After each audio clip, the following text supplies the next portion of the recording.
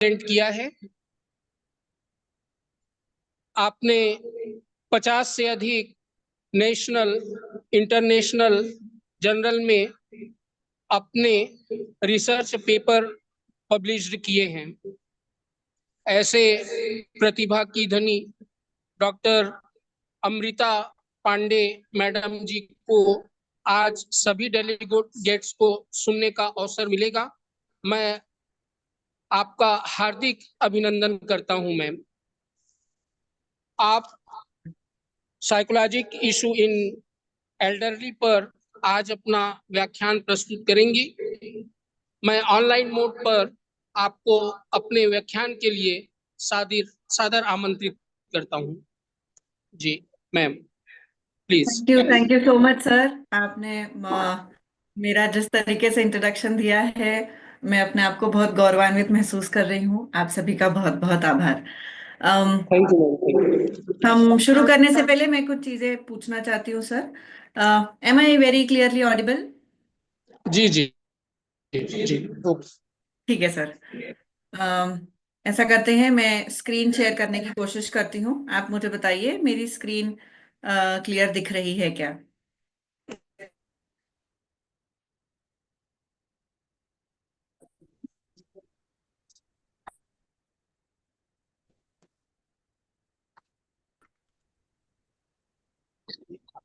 कम कर देंगे क्या?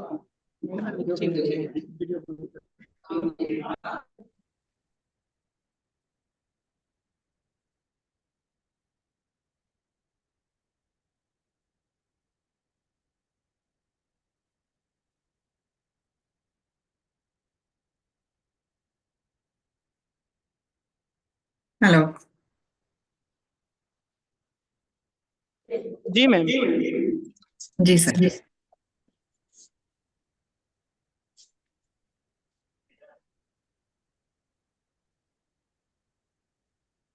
सर क्या आप स्क्रीन देख पा रहे हैं मेरी? चालू हो गया मैम। चालू हो गया? Yes ma'am. राइट। आप सभी को मेरी आवाज आ रही है?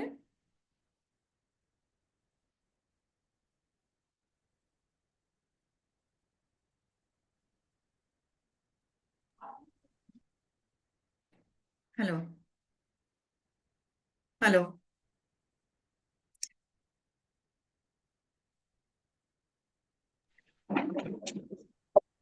क्या आप सभी मुझे हाँ जी मैम, जी कंटिन्यू। सर मैं रिक्वेस्ट करूंगी, आप अगर अपना माइक को म्यूट करेंगे क्योंकि मुझे इको सुनाई दे रहा है। Yes ma'am. ठीक है। तो हम शुरू करते हैं। सबसे पहले मैं विवेक सर का और मिश्रा सर का और पूरे नेताजी सुभाष कॉलेज रायपुर और साथ ही साथ छत्तीसगढ़ स्पोर्ट्स साइकोलॉजी एसोसिएशन का बहुत बहुत धन्यवाद देना चाहती हूँ कि उन्होंने मुझे ये मौका दिया कि मैं आप सभी के साथ इंटरेक्शन कर सकूं। आप सभी को बहुत सारी बधाइयाँ इस वंडरफुल ऑर्गेनाइजेशन के लिए। और ये 2 दिवसीय सेमिनार ऑर्गेनाइज करवाना बहुत बड़ी बात होती है, बहुत एफर्ट्स लगते हैं। और मैं बिल्कुल जानती हूँ कि सर के गाइडेंस के अंडर में पूरी यूनिट के साथ और आप सभी बच्चों की प्रेजेंस में इस ऑर्गेनाइजेशन ने बहुत खूबसूरत रूप लिया है। मुझे इसमें एक मौका मिला है एक सेशन लेने का, और मेरा टॉपिक है साइकोलॉजिकल इश्यूज इन एल्डरली। मतलब जो उम्र दराज लोग हैं, हम उनके साइकोलॉजिकल इश्यूज के बारे में बात करते हैं। शुरू करते हैं। आप देख रहे होंगे, देखिए जैसे यहाँ एक पहला ही एक इमेज आई है। हम किसी भी तरीके की फेयरनेस क्रीम या एंटी एजिंग क्रीम को बिल्कुल प्रमोट नहीं कर रहे हैं यहाँ। ये जो आप चेहरा यहाँ देख पा रहे हैं, ये हर तरीके से आज या कल हम लोग भी बनेंगे, हम ऐसे ही दिखेंगे। इसी तरीके से हमारी एजिंग प्रोसेस होगी। और ये जो डिफरेंस आप देख पा रहे हैं दोनों सेक्शंस में, ये इसे हम कहते हैं एजिंग। अब एजिंग की बहुत सारी डेफिनेशंस दी गई है। हर अलग अलग डिक्शनरी में, अलग अलग बड़ी एजेंसियों के द्वारा, हर अलग अलग बड़ी इंस्टीट्यूट्स के द्वारा, जिनको हम रिकॉग्नाइज्ड और अफिलिएटेड मानते हैं, वैलिडेटेड मानते हैं, जो अपने आप को एक संस्थान के तौर पे जिन्होंने अपने आप को स्टैब्लिश किया है, और उनकी दी हुई व्याख्या या डेफिनेशन को हम अपनी किताबों में अपने समझने के लिए हर जगह इस्तेमाल करते हैं। एजिंग, एजिंग मतलब उम्र का बढ़ना। अब इसके बहुत सारी डेफिनेशंस हैं। सबसे पहला डेफिनेशन जिसको हम देखेंगे, that is given by World Health Organization, यानी कि WHO। इन्होंने बताया कि एजिंग यानी उम्र का बढ़ना, वो जो बहुत ही नॉर्मल सी, बहुत ही नेचुरल सी प्रोसेस है, जिसमें कि एक लगातार और पर धीरे धीरे हो रही चेंजेस, अपने अंदर आ रहे बदलाव को, जो कि समय के साथ आता है। बदलाव आता तो है, बट कहीं तो भी ये डिक्लाइन की तरफ चला जाता है, ये उतार में आता है, बढ़ता नहीं है, ये उतरता है। फिजिकल और कॉग्निटिव फंक्शंस में, हमारी बाकी सारी एबिलिटीज में, सारे काम करने की क्षमताओं में जो डिफरेंस आता है, उसे हम एजिंग कहते हैं। ऐसे ही और बहुत सारे अलग अलग डेफिनेशंस दिए। National institute of ageing, that is NIA ने एक एक बहुत ही बड़ी स्टैब्लिश डिक्शनरी, ऑक्सफोर्ड डिक्शनरी हम सभी जानते हैं, उनके ही साथ एक और स्टैब्लिश डिक्शनरी है, मेरियम वेबस्टर। उन्होंने भी एक और डेफिनेशन दिया है, जिसका कहना है कि ageing is the process of growing old और मेच्योरिंग, बड़ा होना, बढ़ना, और साथ ही साथ मेच्योरिटी का समय के साथ आना, उसे हम एजिंग कहते हैं। उसके साथ एक और डेफिनेशन जो काफी फेमस है, काफी जानी मानी है, जिनके द्वारा दी गई है, that is American psychological association, APA, जिनका कहना है कि नॉर्मल प्रोसेस है एजिंग, कोई बहुत अलग, बहुत आउट ऑफ द वर्ल्ड वाली प्रोसेस नहीं है, बहुत नॉर्मल प्रोसेस है, जिसमें शरीर की और बुद्धि की जो चेंज आती है, नॉर्मल तरीके से आती हुई चेंज, जिसमें एक व्यक्ति उम्र के साथ बढ़ता है, उस जिसमें फिजिकल डिक्लाइन होता है, उम्र में बहुत सारी चीजें बढ़ती हैं, कुछ क्षमताएं हमारी घटती जाती हैं, कॉग्निटिव एबिलिटीज उसके अंदर आती हैं, और सोशल ट्रांजिशन आता है। हम शुरू में जिस तरीके से होते हैं और बाद में उम्र के अगले पड़ाव में हम बाद में जिस तरीके से होते हैं, वो जो डिफरेंस आता है, उसे हम एजिंग कहते हैं। ये मैंने आपको बहुत बेसिक डेफिनेशंस दिखाई है। अब इसका प्रोसेस बहुत नेचुरल है, बहुत ग्रेजुअल है, लेकिन लगातार है। हमें ये सब समझना होगा कि ये प्रोसेस जो है, हर लिविंग बीइंग, हर जीता जागता प्राणी, हर जीती जागती चीज में एजिंग होता है। हम पेड़ पौधों की बात करें तो उनमें एजिंग होता है, हम पशु पक्षियों की बात करें तो उनमें एजिंग होता है, साथ ही ह्यूमंस यानी कि हम और आप, हम में भी एजिंग होता है। इसमें बहुत सारे biological, physiological, sociological, psychological changes आते हैं, जो कि एक इंडिविजुअल को, एक व्यक्ति के ओवरऑल अपीयरेंस पे, साइकोलॉजिकल अपीयरेंस की बात करें, हम वापस से फिजिकल अपीयरेंस की बात करें, एनाटॉमिकल अपीयरेंस की बात करें, किसी भी अपीयरेंस की बात करें, ये सारे अपीयरेंसेस, हमारा जो दिखाव होता है, जिस तरीके की हमने एक ओढ़ रखा है अपने फिजिक का को, वो उन सभी में भी चेंजेस आते हैं। ओवरऑल हेल्थ में भी चेंज आता है। हमारी जो हेल्थ कंडीशन है, कॉग्निटिव फंक्शंस के साथ, उन हेल्थ कंडीशन में भी बहुत सारे चेंजेस आते हैं, और ये चेंजेस बहुत सारी चीजों से इन्फ्लुएंस भी होते हैं, उनमें फर्क पड़ता है, बढ़ोतरी या घटौती होती है। उसमें एक बहुत मेजर चीज है जेनेटिक्स। हमारे माँ बाप किस जीन्स के साथ आए हैं, उनकी क्या स्पेशलिटी रही है, वो जीन्स, वो खासियत या वो कमी, वो चीजें भी हम में आती है। द लाइफस्टाइल चॉइसेस, जो हम जीने की जो तरीका हम अपनाते हैं, एक पैटर्न अपनाते हैं, एक एक तरीका अपनाते हैं, एक स्टाइल अपनाते हैं, वो लाइफस्टाइल चॉइसेस भी एजिंग को बहुत हद तक इन्फ्लुएंस करती है। और खास करके इन्वायरमेंटल कंडीशंस, हमारे आसपास की सराउंडिंग, हम जिस जगह में पढ़े हैं, बड़े हैं, जिस जगह पे हमारा ओवरऑल फिजिकल ग्रोथ हो रहा है, जोग्राफिकल कंडीशंस, ये सब चीजें एजिंग पर बहुत खासा इम्पैक्ट डालती हैं। वैसे एजिंग ये रिवर्सिबल नहीं है, ये कभी कम नहीं किया जा सकता या पलटाया नहीं जा सकता, लेकिन यस, एक हेल्दी लाइफस्टाइल या हेल्दी लाइफ पैटर्न अगर हम अपनाते हैं, तो हम उस एजिंग की प्रोसेस को या उसके होने वाले डैमेजेस को हम थोड़ा कम कर सकते हैं, थोड़ी उसकी स्पीड को रोक सकते हैं, उसके इम्पैक्ट को हम थोड़ा कम कर सकते हैं। बहुत ही ऊपरी तौर पर जैसे कहेंगे कि अगर हम एक बैलेंस डाइट को फॉलो करते हैं, या मेंटल वेलनेस को हम प्रैक्टिस करते हैं, तो इन सब चीजों से हमें क्वालिटी ऑफ लाइफ को बढ़ाने में और हेल्दी एजिंग को प्रमोट करने में बहुत हेल्प मिलता है। अब हेल्दी एजिंग हमने अब तक 3-4 बार कह दिया है, क्या है ये हेल्दी एजिंग? हेल्दी एजिंग, मैंने अभी कुछ एग्जाम्पल्स दिए थे, कुछ डेफिनेशंस दिए थे। तो हेल्दी एजिंग का मतलब यही होता है उम्र में, एजिंग जैसे हमने समझा कि बढ़ना। हेल्दी एजिंग होता है growing older in a way that allows people to continue living a good life. Now what is good life? आप और हम समझते हैं गुड लाइफ क्या होती है। Meeting, is it meeting their personal needs or their personal goals? Does this mean that? इसका मतलब होता है ये, अगर हम, और मीटिंग पर्सनल गोल्स का क्या मतलब होता है? हम चाहते हैं कि हम काफी हद तक, काफी आगे के समय तक हम खुद पर, हम्म, खुद पर ही किसी और पर डिपेंडेंट ना हो, हम खुद के भरोसे ही सब कुछ कर सकें।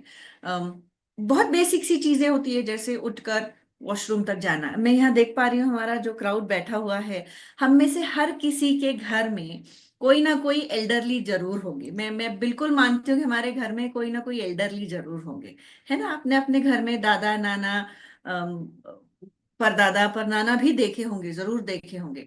बहुत सारे रिश्तेदार देखे होंगे। उनके लिए सबसे बड़ी मुसीबत ये हो जाती है कि वो चाहते हुए भी किसी और पर या हम पर किसी ना किसी तरीके से डिपेंडेंट रहते हैं। बहुत छोटी छोटी चीजें होती हैं डिपेंडेंसी की, पानी का ग्लास मांगने से लेकर वॉशरूम तक जाना, कुछ खाने के लिए लेना, या फिर बिस्तर पर पड़े पड़े जब बोर होने लगते हैं तो उठकर घर की खिड़की तक चले जाना।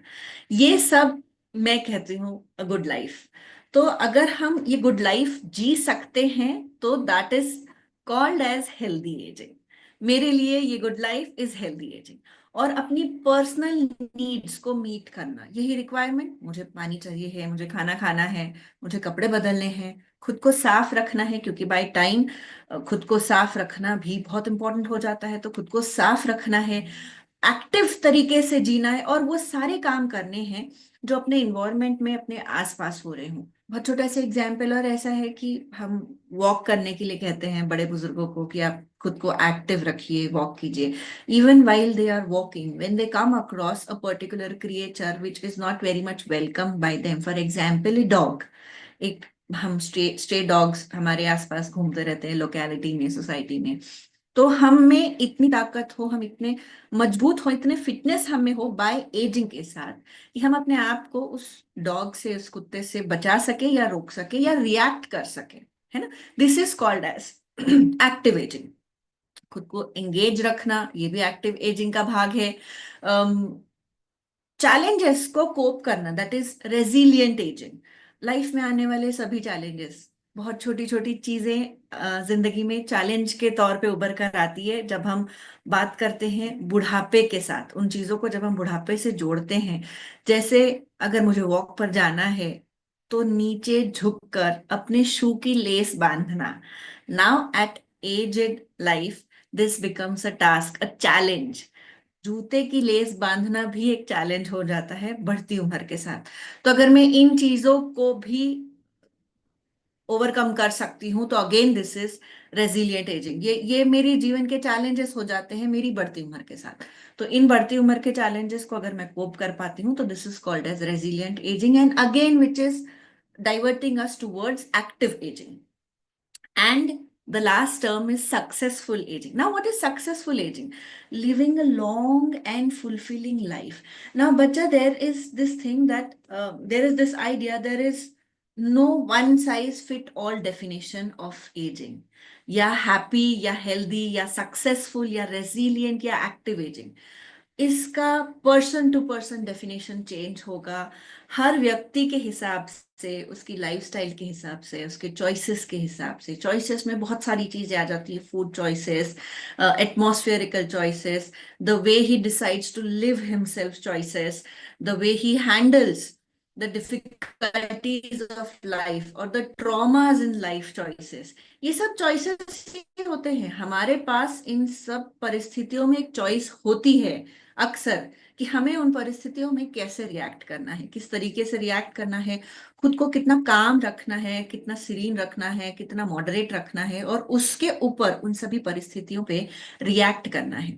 तो ये सारे चॉइसेस के हिसाब से हर इंडिविजुअल का resilient ageing, active ageing, successful ageing, healthy ageing, ये सब अलग अलग होता है। So we can not divide that, or we cannot frame it into a particular dimension or a framework while we want to define what is healthy aging.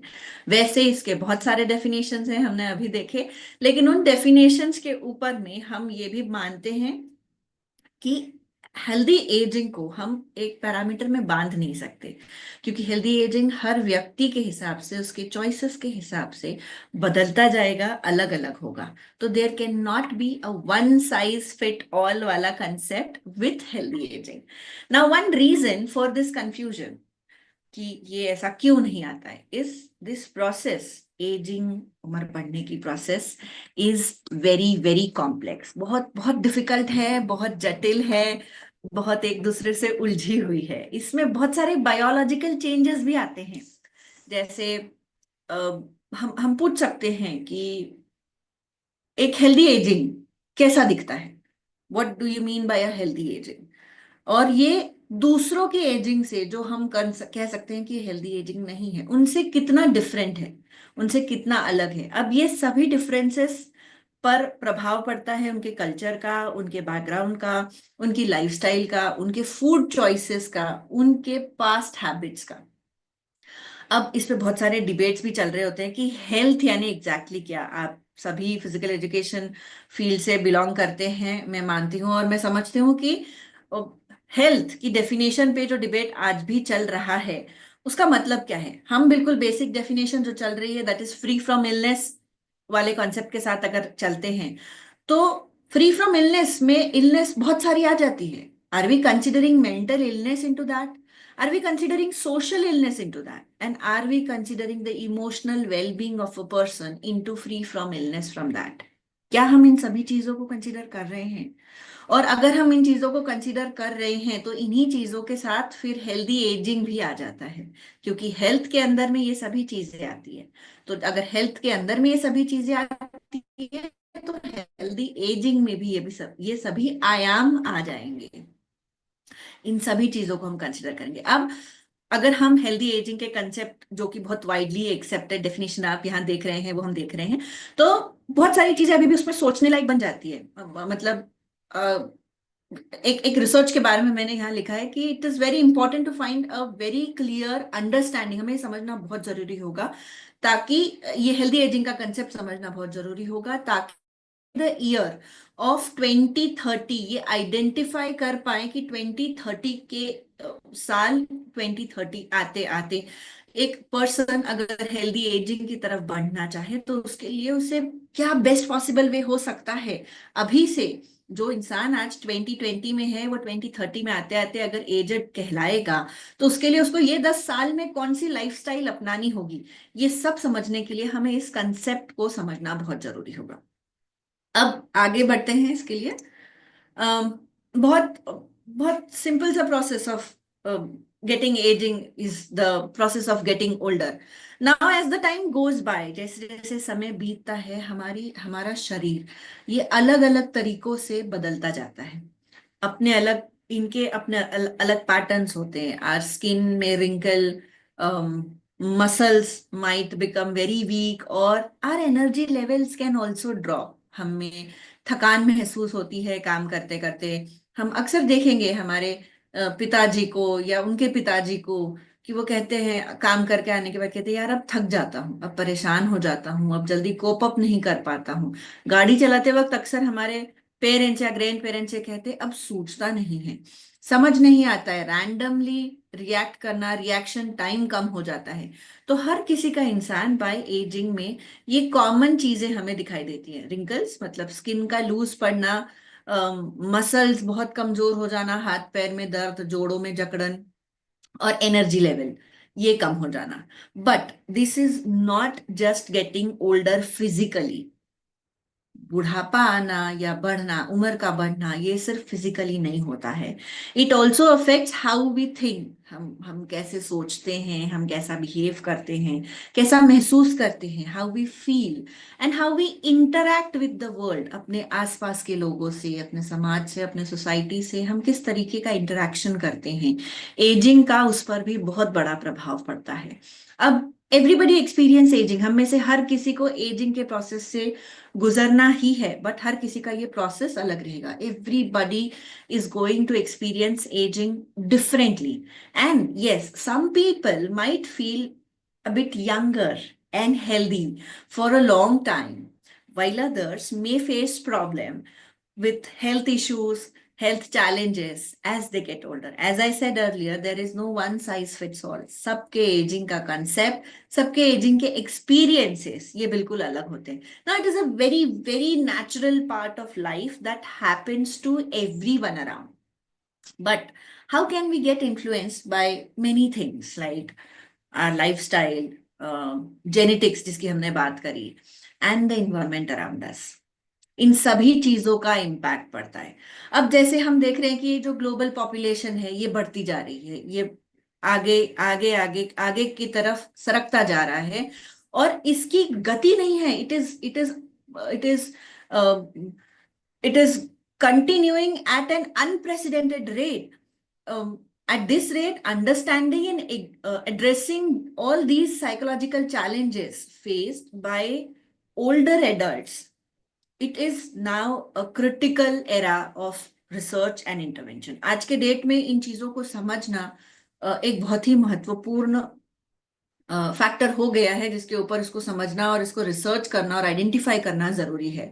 Now with the proportion, जिस तरीके से हमारे पास में ratio और proportion है elderlies का, individual का बढ़ने का, it is very much essential to examine not only the physical health or the physical health needs of this demographic, but also the profound and psychological implications that comes with aging. Now, psychological well-being in older adults is a multifaceted concept. एक बहुआयामी चीज है जो कि influence होता है again बहुत सारे फैक्टर से. A variety of factors are there which influence these multifaceted concepts, which includes physical health, the social connections, environmental stimuli, and personal lifestyle choices. All these elements can either enhance or impede the overall quality of life in later years. Among the most significant challenges जो मुझे लगता है कि ageing individuals के आ सकते हैं, that is isolation. Isolation मतलब हम समझते हैं हमें लोगों से छूट जाने का एक डर लगता है, हमें अकेला रहना ज्यादा पसंद भी आने लगता है, और अक्सर अकेले रहने का डर भी होता है.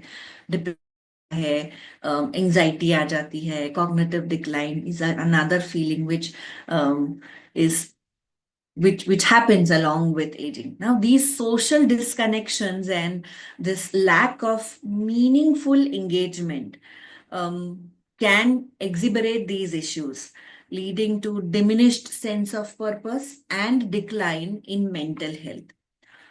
Moreover, क्रॉनिक हेल्थ कंडीशन भी इसके साथ ही बहुत ज्यादा इस पर अफेक्ट करती है, और इनकी एजिंग की वजह से क्रॉनिक हेल्थ कंडीशन पर भी बहुत ज्यादा परिणाम पड़ता है, which becomes more prevalent as with age. बढ़ती उम्र के साथ ये सब चीजें और नजर आने लगती है. And all these things this contribute to feeling of helplessness. बहुत ही रेस्टलेस सा महसूस होता है, ऐसा लगता है कि हम बहुत मजबूर हो गए हैं, हमसे कुछ नहीं हो पा रहा है, ना हम खुद को समेट पा रहे हैं, ना हम खुद को संभाल पा रहे हैं, ना हम खुद की मदद कर पा रहे हैं. तो all these things, these often contribute to this feeling of helplessness, reduced self-esteem, खुद पर से भरोसा, खुद पर से विश्वास, ये खत्म हो जाता है. All these things now further impact psychological well-being. However, बहुत सारे रिसर्चेस ऐसे हैं जो ये दिखाते हैं कि physical activity, recreation, exercises, mind body practices जैसे कि योगा, ये सब चीजें बहुत क्रूशियल और इम्पोर्टेंट रोल प्ले करती है इन मिटिगेटिंग दीज चैलेंजेस। ये जो चैलेंजेस की अभी हमने बात करी ऊपर, ये फिजिकल एक्टिविटी फॉर एग्जाम्पल बहुत वाइडली रिकॉग्नाइज्ड है। हम में से हर कोई जानता है कि फिजिकल एक्टिविटी जो करने से बॉडी माइंड ये सब चीजें बहुत अच्छी होती है। And again physical activity is widely recognised and accepted for its ability to improve the mood, reduce the symptoms of depression and anxiety, and enhance these cognitive functions। जो functions जो चीजें हमें कहीं तो भी डिप्रेशन की तरफ ले जा रही होती हैं, हमारी physical activity, exercises, any particular routine that we are trying to follow. For example, हम बहुत बार देखते हैं कि बहुत सारे एल्डरलीज ईयरफोन लगा के वॉक पे निकल जाते हैं। उनका एक रूटीन फिक्स होता है, ठंड हो बरसात हो वो रेनकोट पहन के जाएंगे, वो 3 मफलर स्वेटर पहन के ग्लव्स पहन के हाथ में लाठी लेकर चलते हुए निकल जाते हैं। इसकी वजह से कहीं तो उनके माइंड पर एक बहुत अच्छा खासा इम्पैक्ट पड़ता है। माइंड गेट्स डाइवर्टेड, निगेटिव चीजों में नहीं आता है, खास करके सेल्फ डिमीनिंग एस्पेक्ट्स जैसे मुझसे ये नहीं हो रहा है, मैं अब कमजोर हो गया हूँ, मैं किसी के काम का नहीं हूं, ये सारी निगेटिव फीलिंग से ये एक्टिविटीज, क्योंकि हम इसमें एनग्रॉस्ड रहते हैं, एंगेज रहते हैं, तो ये सारी फीलिंग से हमारी एक्टिविटी को जो है, ये एक्टिविटीज से हमारी इन फीलिंग्स को बहुत खासा पॉजिटिव इफेक्ट मिलता है। ये फिजिकल एक्टिविटी डिप्रेशन और एंजाइटी से भी निकालती है, क्योंकि माइंड को एंगेज रखती है, ब्लड सर्कुलेशन बड़ा होता है, हाई होता है, जिसकी वजह से मूड फ्रेश लगता है। सिमिलरली रिक्रिएशनल एक्टिविटीज भी हमारा एक कंसेप्ट है। ऐसी एक्टिविटीज जिसमें हमें सुकून मिले, मन को खुशी मिले। आजकल हम एक कंसेप्ट देख रहे हैं बोर्ड गेम्स का। बहुत सारे एल्डरलीज कहीं कहीं जमा होते हैं, they start playing board games, ludo, chess, carrom, ये सब चीजें भी खेलते हुए हमारे पास में एल्डरलीज आजकल दिखने लग गए। तो all these recreational activities also which can foster social interaction. How social interaction now? Because ऐसे बोर्ड गेम्स खेलने के लिए उन्हें अपने अलावा कोई और लोग भी लगेंगे जिनके साथ वो ये गेम खेल सके, तो automatically their social interaction is going to increase.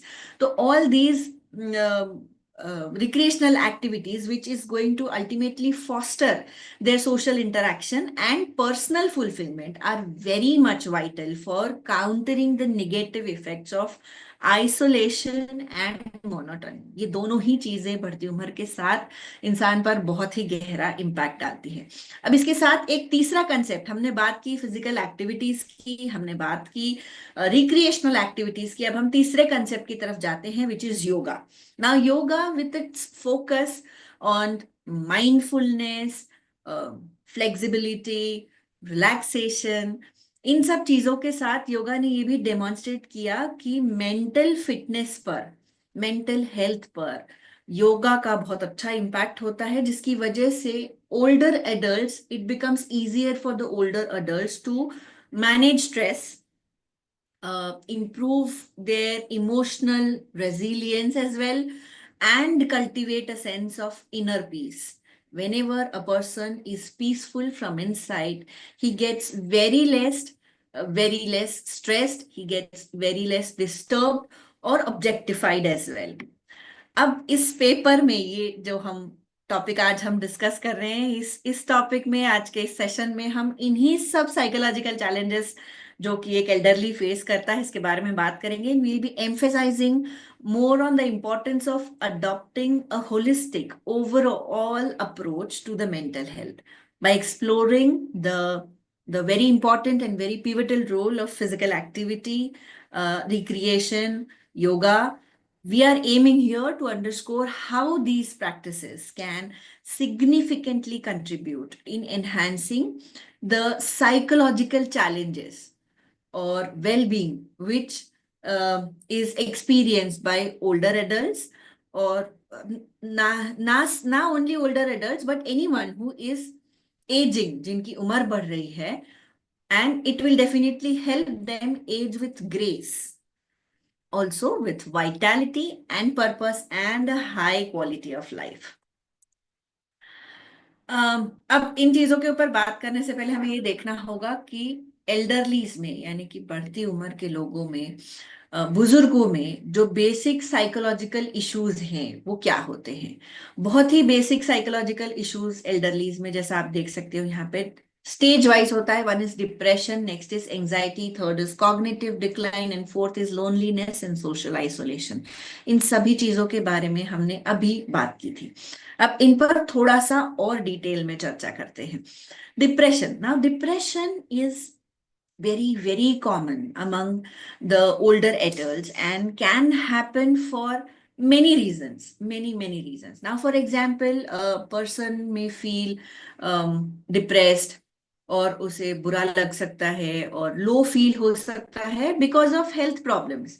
बहुत सारे रीजन डिप्रेशन में जाने के होते हैं, जिनमें से एक हेल्थ प्रॉब्लम भी होता है। जैसे बिकॉज ऑफ हेल्थ प्रॉब्लम्स ऐसी कोई डिजीज या ऐसी कोई बीमारी जो खत्म नहीं हो रही है, जिसका इलाज करने के बार बार करने के बाद भी वो दर्द नहीं जा रहा है, वो प्रॉब्लम खत्म नहीं हो रही है, वो पेन नहीं जा रहा है, इसकी वजह से भी अक्सर बुजुर्ग या बढ़ती उम्र के लोग डिप्रेशन में चले जाते हैं।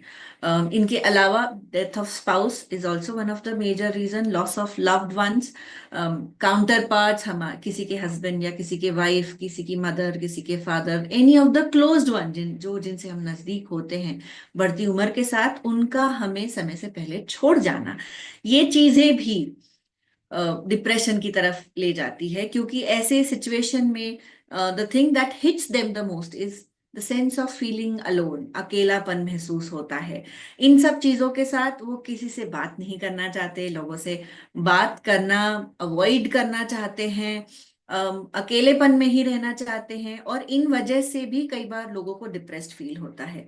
इन इन चीजों के साथ, and when they are depressed what happens is they lose interest in things they once use to enjoy. पहले जो चीजें उन्हें करना बहुत अच्छा लगता था, पसंद आता था, दोस्त के साथ, हस्बैंड के साथ या वाइफ के साथ, फैमिली मेंबर्स के साथ ट्रैकिंग पर जाना, वॉक पर जाना, ड्राइव पर जाना, गेम खेलना, बातें करना, गाने सुनना, या कोई भी और अलग हॉबी अगर हो, तो ये सब चीजें छूटती सी नजर आने लगती है।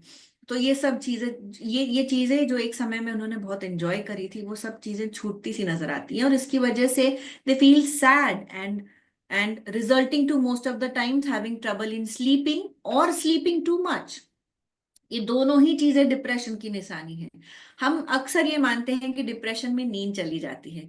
डिप्रेशन में sleeping too much is also one of the very major symptom and the result of continuous over thinking as well. India में elderly people in joint families may feel isolated when children move away from work or for studies, again which contribute to depression. परिवार के लोग बहुत हम आजकल ये चीजें सिर्फ सीरियल्स एपिसोड्स में देखते हैं कि बच्चे छोड़कर चले गए हैं। ऑफ कोर्स बच्चे छोड़कर नहीं जाना चाहते, बट करियर को पॉइंट करते हुए, करियर के बारे में सोचते हुए, अच्छी जॉब अपॉर्चुनिटीज के शोध में अगर जगह शिफ्ट होती है, पेरेंट्स अक्सर साथ में नहीं जा पाते हैं, तो उस वजह से दे स्टार्ट फीलिंग आइसोलेटेड, अकेलापन महसूस होता है, ऐसा लगता है कि मैं कहीं पीछे छूट गया हूं। ये सभी चीजें कहीं ना कहीं डिप्रेशन की तरफ ले जाती हैं। नेक्स्ट फैक्टर है हमारा anxiety. Depression being the first stage, the next stage is anxiety.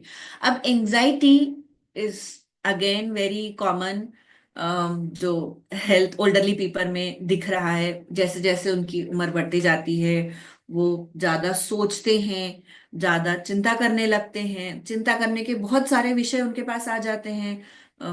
अपनी हेल्थ, उन्हें समझ आता है कि मैं बहुत सारी चीजें नहीं कर पा रहा हूँ या कर पा रही हूँ।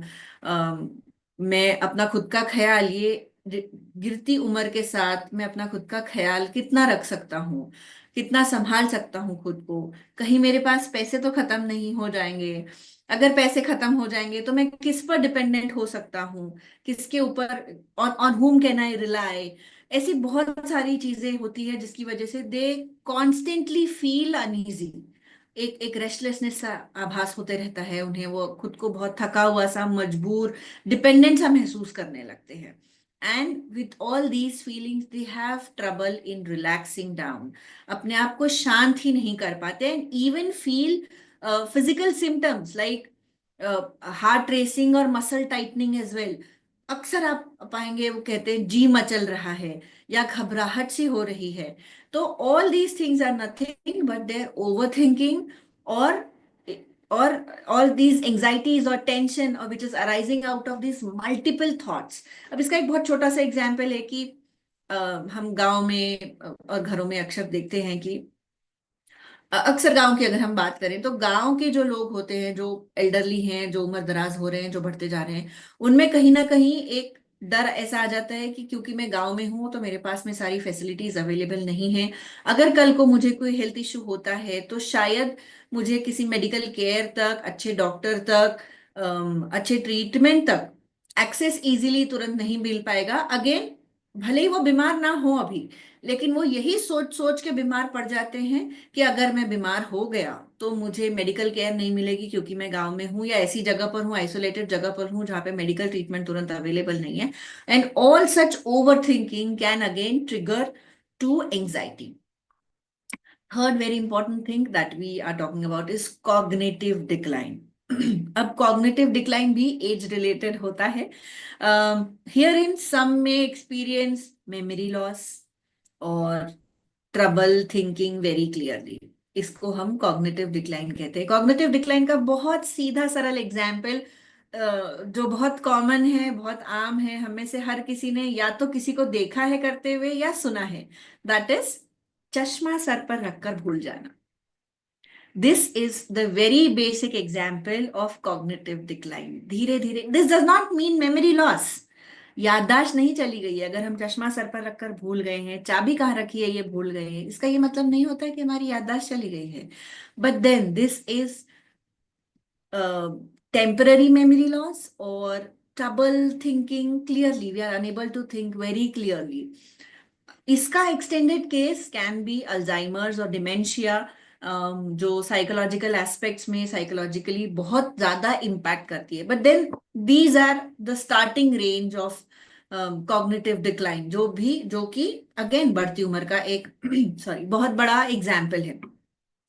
इसके more serious cases can lead to diseases like, जैसा यहाँ लिखा हुआ है, एंजाइटी डिसऑर्डर्स के, सॉरी डिमेंशिया है, अल्जाइमर्स डिसीज है। All these can affect memory and understanding is very.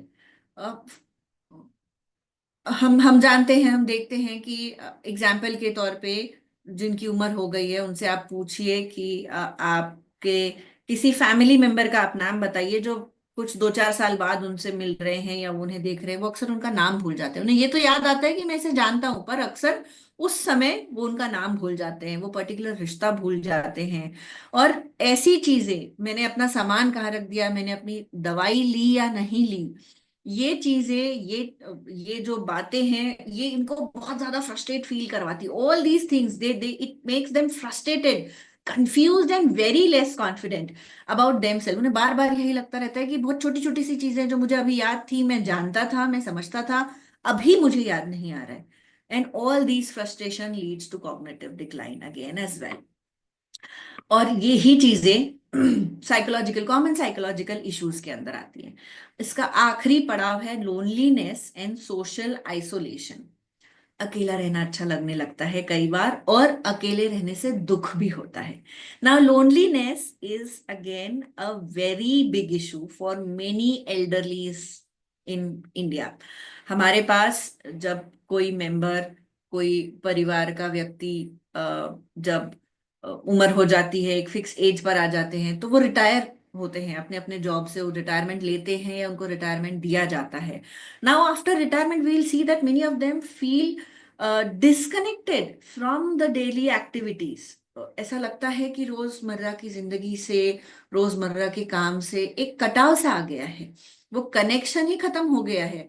मेरा एक रूटीन स्टैब्लिश हो गया था जो मैंने उम्र के 40 साल तक किया, जॉब करते करते, नौकरी करते करते, वो रूटीन खत्म हो गया है। मुझे उतने बजे उठना नहीं है, इतने बजे ऑफिस पहुंचना नहीं है, इतने सारे काम को, टास्क को शाम तक कंप्लीट करना नहीं है, इतने लोगों से मिलना नहीं है। With work profile what happens is, हमें एक आदत होती है रोज एक पर्टिकुलर ग्रुप को मिलने की, देखने की, उनसे इंटरेक्ट करने की। तो ये सारे इंटरेक्शंस रुक जाते हैं ऑल ऑफ अ सडन। सो इसकी वजह से भी लोनलीनेस का एहसास और आभास बहुत ज्यादा अचानक से होने लगता है, and they start feeling disconnected from the daily activities and social life that they once used to enjoy while they were working. तो for example when a friend pass away, एक एक कोई बहुत अच्छा दोस्त, कोई बहुत पहचान का बहुत करीबी रिश्तेदार, या कोई ऐसा इंसान जिसके साथ अपनी बहुत बनती हो, हम बहुत उसकी कंपनी एंजॉय करते हो, या फिर किसी के बच्चे जॉब के लिए, करियर एडवांसमेंट के लिए, लाइफ सेटलमेंट के लिए दूसरे शहरों में सेटल हो जाते हैं, तो दे स्टार्ट फीलिंग आइसोलेटेड। उन्हें ऐसा लगता है कि मैं अकेला छूट गया हूँ, मैं अकेला रह जाऊंगा। आजकल के टर्म में देर इज दिस, आजकल की जनरेशन में they have this term FOMO, fear of missing out. So they start getting this FOMO, out, मैं छूट गया, मैं अकेला रह गया, मैं पीछे रह गया।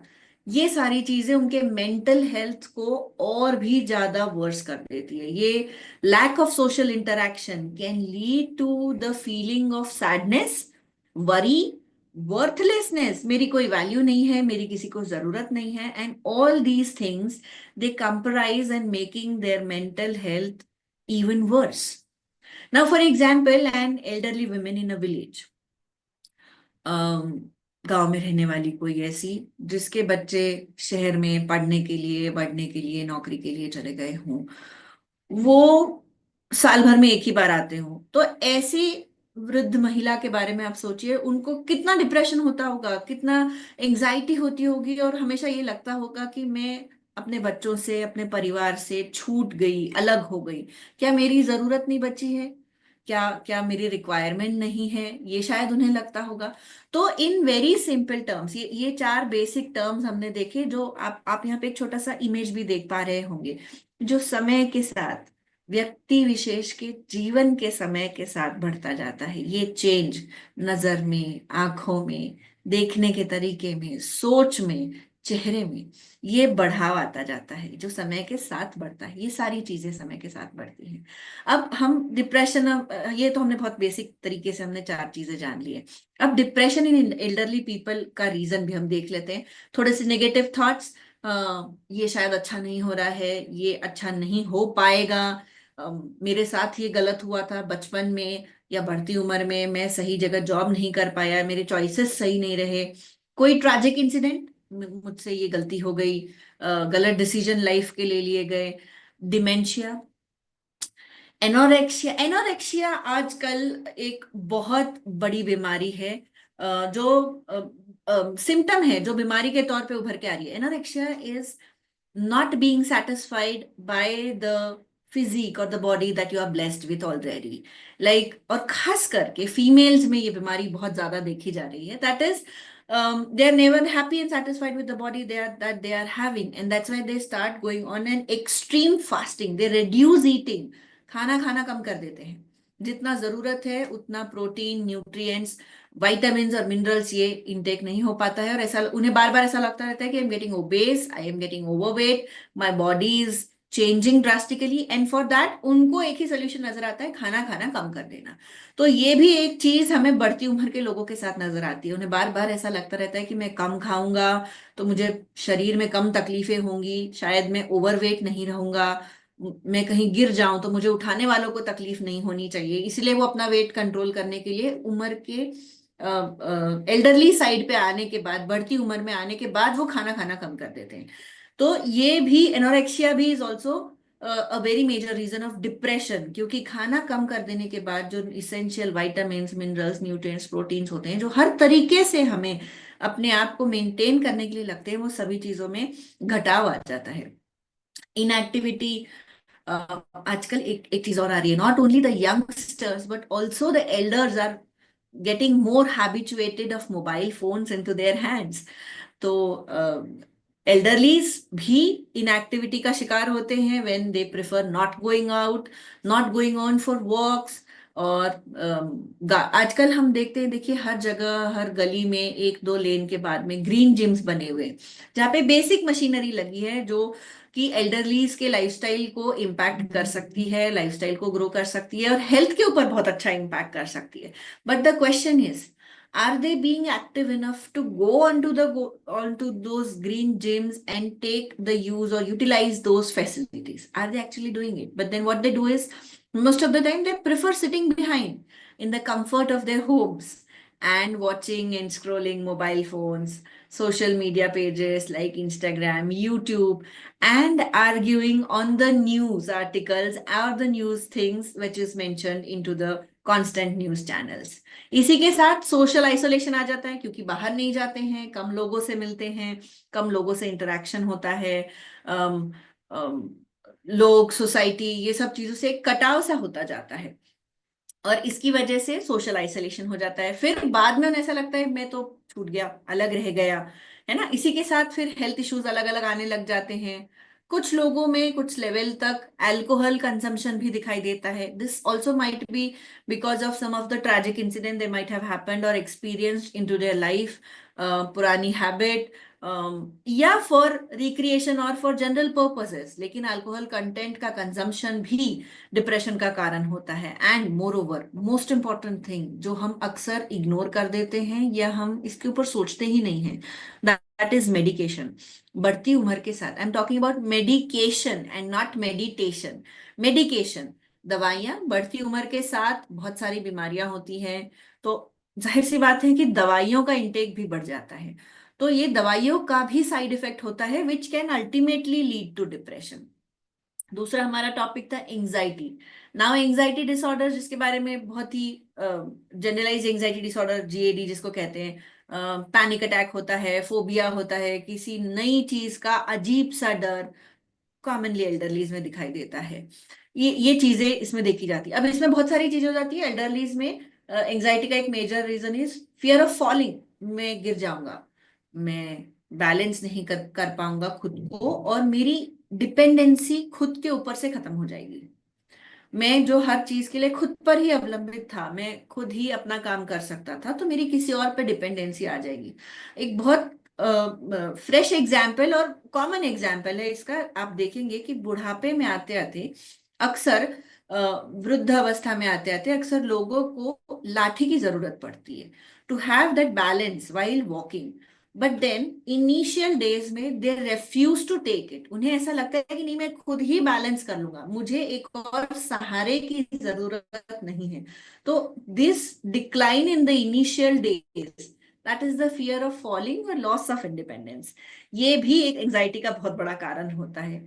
इसके अलावा any of the chronic disease, कोई भी पुरानी बीमारी जो चलती जा रही हो, जिससे वो परेशान हो गए हो, इरिटेट हो गए हो, मेडिकेशंस बहुत ज्यादा होते हैं, रेस्ट्रिक्शंस बहुत ज्यादा होते हैं, तो ये भी एंजाइटी का बहुत बड़ा कारण होता है। मेडिकेशन के साइड इफेक्ट जैसा हमने अभी कहा, और अनसर्टेनिटी अबाउट द फ्यूचर, आगे मेरा कैसा होगा, मेरा कौन ख्याल रखेगा, कौन मेरे साथ रहेगा, कौन मुझे हेल्प करेगा, किसके सहारे पर मैं रहूंगी, मेरा फ्यूचर, आने वाला समय कैसा होने वाला है, इसके बारे में जो अनसर्टेनिटी आ जाती है, ये भी बहुत हद तक एंजाइटी को बढ़ावा देती है। कॉग्निटिव इम्पेयरमेंट्स के बारे में जैसे हमने सुना, छोटा सा might slight level of Alzheimer disease या अनदर फॉर्म ऑफ डिमेंशिया। अब न्यूरो डिजनरेटिव डिजीजेस भी इसमें आ जाते हैं, जेनेटिक प्री डिस्पोजिशन आ जाता है, कार्डियोवास्कुलर इश्यूज, चलना उठना बैठना, थकान, अनहेल्दी लाइफस्टाइल चॉइसेस, ज्यादा खा लेना, कहीं कुछ पसंद आ गया। अक्सर हम देखते हैं कि वृद्धों में भी, बुजुर्ग लोगों में भी एक खास करके टेस्ट डेवलप हो रहा है, that is the test of Maggi.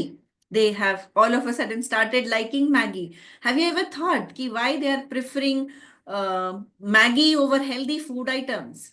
They feel that it's quite easy to chew, it doesn't take much efforts to chew it and then consume it. It's very easy to just, you can just slurp it and you can just gulp it down. तो unhealthy lifestyle choices में आते हैं। At home, watching more of the screen time बढ़ जाता है, TV देखना, YouTube देखना, अलग अलग सीरियल्स एपिसोड्स देखना, and lack of cognitive stimulation, मुझे कुछ नहीं करना, मुझे कहीं नहीं जाना, मुझे किसी से नहीं मिलना, ये सारी चीजें भी कॉग्निटिव इम्पेयरमेंट की तरफ लीड करती हैं।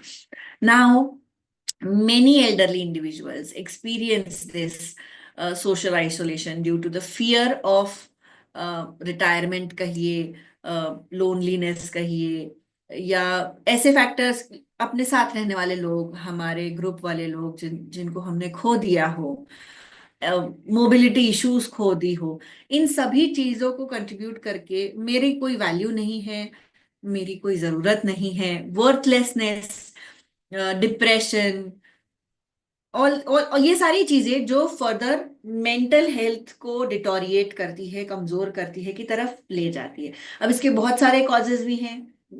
डेथ, अपने किसी स्पाउस की, किसी क्लोज रिलेटिव की डेथ, रिटायरमेंट के बाद जो हम काम से छूट जाते हैं, सोशल इंटरेक्शन कम हो जाता है, हाथ पैर का चलना, हमारा खुद का उठना बैठना, मोबिलिटी का कम हो जाना, फैमिली सपोर्ट का समवेयर भी कम हो जाना, और इसके बहुत सारे कॉन्सिक्वेंसेस भी हैं, जैसे increase risk of mental health disorder, physical health जो उम्र के साथ गिरती ही जाती है, रेड्यूस लाइफ सेटिस्फैक्शन, मैंने लाइफ में बहुत सारे गलत डिसीजंस लिए, मेरे ये चॉइसेस गलत हो गए, मैंने ये किया, कर सकता था, मैंने ये नहीं किया, and development of feeling of worthlessness की I am of no use, मुझे, मेरी किसी को जरूरत नहीं है, nobody is in need of me, nobody wants me and I am unwanted. ये सारी चीजें जो है लोनलीनेस और सोशल आइसोलेशन की तरफ ले जाती है। अब इतने सारे प्रॉब्लम्स के बारे में हमने बात की, इतने सारे साइकोलॉजिकल इश्यूज के बारे में हमने बात की, जो एल्डरलीज में बहुत कॉमनली देखी जाती है। अब इसके इम्पैक्ट को रेड्यूस कैसे किया जाए, इसको कैसे समझा जाए? अब इसका समझ हमें ऐसे करना होगा कि इसके लिए हमें कुछ सॉल्यूशंस जो हैं, that is exercise, yoga, meditation, जो जो हमारा टॉपिक है इसका, कि रिक्रिएशन एक्टिविटीज, एक्सरसाइजेस और फिजिकल एक्टिविटीज, मेडिटेशन, ये सब हमारा टाइटल है, और इसी के सॉल्यूशन भी है। अब benefits for the exercise for the elderlies, it improves the brain functions, it increases, हमारा फिजिकल एक्टिविटी बढ़ जाती है तो blood flow, oxygen flow, nutrients ये फ्लो टुवर्ड्स द ब्रेन, ये बढ़ जाता है, तो ब्रेन फंक्शनिंग थोड़ा फास्ट हो जाता है, थोड़ा एक्टिवेटेड हो जाता है। Improved immune system, these exercises help in improving the function of infection fighting cells, that is red blood cells and white blood cells, a combination of both of them। तो ये blood system भी बढ़ जाता है, immune system हमारा strong हो जाता है, इम्प्रूव मसल मास होता है somewhere, which which grows back, these exercises helps in growing back the muscle stronger, which again helps them in developing more confidence in their own self. They feel more confident while walking or bending down or doing any other activity which they feel somewhere that their increasing age is stopping them from doing so, and improved cardiovascular health, exercises जो blood flow बढ़ा देती है, brain function की तरफ भी help करती है, और कार्डियोवास्कुलर हेल्थ की तरफ भी इंप्रूवमेंट लेकर आती है। फिजिकल एक्टिविटी, अब ये सारी चीजें हमने पढ़ी, इन सभी एक्टिविटीज का होने से reduce symptoms of depression and anxiety हम देखते हैं, कॉग्निटिव फंक्शंस बढ़ जाते हैं, स्लीप क्वालिटी अच्छी होती है, whatever time you are sleeping it should be peaceful sleep, तो स्लीप क्वालिटी ऑफ स्लीप ही अच्छी हो जाती है, ओवरऑल फिजिकल हेल्थ को ये इंप्रूव करता है। तो ये हमने देखा फिजिकल एक्टिविटी का इम्पैक्ट। अब हम देखते हैं रिक्रिएशन, जैसे हमने इनिशियली भी इस सेशन के शुरुआत में बात करी थी रिक्रिएशन के बारे में। रिक्रिएशनल एक्टिविटीज बहुत सारे होते हैं, एज आई सेड कि आजकल एल्डरलीज बोर्ड गेम्स को भी प्रेफर कर रहे हैं, कंबाइंड ग्रुप एक्टिविटीज प्रेफर कर रहे हैं, social clubs, group outings, interaction, ये सब चीजें जो है फीलिंग ऑफ लोनलीनेस ये कम कर देती है, उनकी अकेलापन महसूस नहीं होने देती है, साइकोलॉजिकल हेल्थ को भी इंप्रूव करती है, और खास करके आइसोलेशन वाली फीलिंग या फिर लोनलीनेस वाली फीलिंग को खत्म कर देती है। इसमें बहुत सारे क्रिएटिव आइडियाज भी आ जाते हैं, drawing, painting, gardening, listening to music, और ई बुक्स भी आजकल जो है, लिसनिंग बुक्स, ऑडिबल बुक्स जो चलते हैं वो भी सुनते हैं लोग, ग्रंथ की तरफ ज्यादा चले जाते हैं, अपने हिस्टोरिकल चीजों को ज्यादा पढ़ना समझना प्रेफर करते हैं। ये सारी चीजें जो है इमोशनल एक्सप्रेशन को और कॉग्निटिव स्टिमुलेशन को बढ़ा देती है, ये सोशल बॉन्ड बढ़ा देती है, अकेलेपन की जो फीलिंग होती है उसको कम करती है, सेल्फ वर्थ और कॉन्फिडेंस, ये दोनों ही चीजें उसके साथ बढ़ती हैं, और all these things these provide opportunities for meaningful interaction. Last but not the least, the yoga factor, which again plays a very important role because it helps in developing and maintaining physical postures, correct physical postures, the correct breathing exercises, alag-alag kriyaएं, and meditation. And all these offers a very wonderful and combined approach towards a very healthy and good mental health. Relaxation बढ़ जाता है, stress कम होता है, mindfulness, सोच में एक positivity आती है, एंड इमोशनल रेगुलेशन और रेजिलियंस ये बढ़ जाता है. अब yoga and meditation gives overall physical and mental benefits के बारे में इनके योगा और मेडिटेशन के तो हम सभी जानते हैं. इट इंक्लूड्स फ्लेक्सिबिलिटी, मोबिलिटी, अच्छी sleep, less anxiety, less stress, good balance and posture, और मेडिटेशन के साथ more focus, more memory, remembering things more, mindfulness and relaxation को बढ़ा देती है और इमोशनल रेगुलेशन को बढ़ाती है. इम्यून सिस्टम के साथ कॉम्बिनेशन बहुत अच्छा हो जाता है योगा और मेडिटेशन का. हार्ट रेट बहुत अच्छी होती है. Few of the asanas and the repetition of the asanas can help in increasing the bone density. It leads to better digestion, better sleep, and ultimately leading to a better health. While going towards the conclusion of it, now I feel addressing the psychological issues in elderly is very much important. बहुत बहुत जरूरी है उनके अच्छे wellbeing को, अच्छी जीवन शैली को, उनके अच्छे स्वास्थ्य को पाने के लिए इनके कॉजेस को और होने वाले नुकसान को समझने के लिए बहुत सारे रिसर्चेस और इंटरवेंशंस करना जरूरी है. बहुत सारी चीजें करना जरूरी है.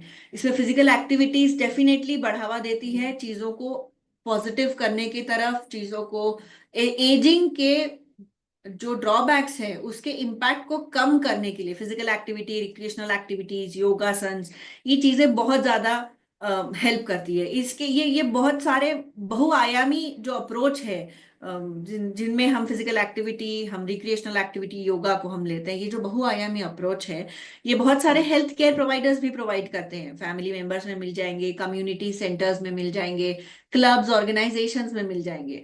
इन सभी इश्यूज को आज के डेट में एड्रेस करना, इनको जानना, इनको समझना, इनके ऊपर स्टडी करना और इनको गहराई से इनके इम्पैक्ट को जानना और समझना आज के डेट में एक ओवरऑल डेवलपमेंट के लिए बहुत जरूरी है.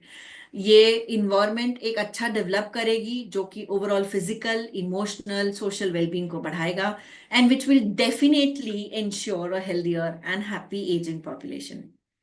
With this, I suppose I have explained myself for this topic, and I finish my session.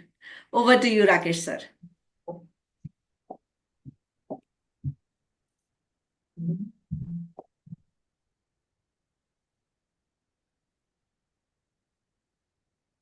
Hello. Yes sir. Thank you ma'am. हम सभी जानते हैं कि जीवन निरंतर चलने वाली एक प्रक्रिया है. आपने सार्थक पहलुओं से हम सभी को परिचित कराया. आपने बताया कि एल्डरली के साथ किस प्रकार से जो चेंजेस होते हैं, बायोलॉजिकल, साइकोलॉजिकल,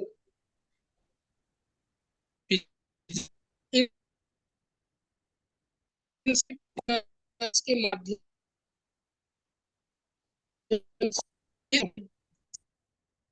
दूर कर सकते हैं. बेसिक जो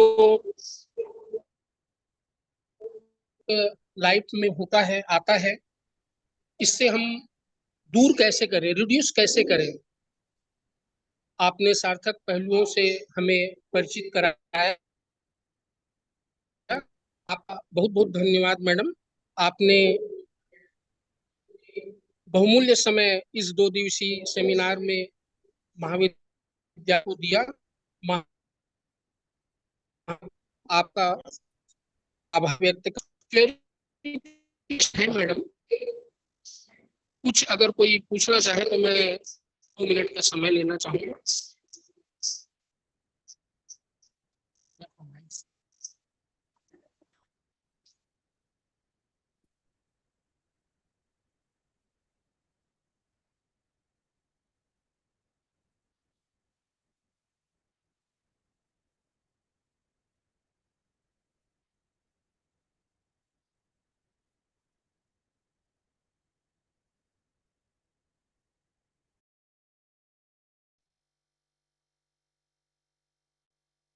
जी मैम, मैं पुनः आभार व्यक्त करता हूँ। आपका बहुमूल्य समय महाविद्यालय परिवार को प्राप्त हुआ।